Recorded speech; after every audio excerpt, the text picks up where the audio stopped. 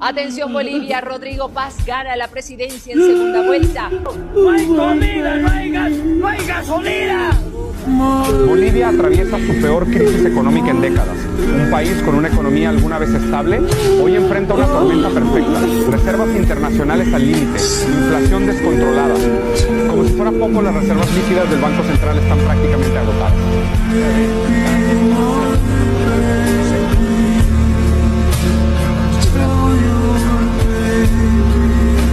El dato es estremecedor y confirma lo que organismos internacionales y economistas venían advirtiendo. Bolivia tuvo un crecimiento negativo de menos 2,40%. Nuestra economía decreció y estamos en recesión.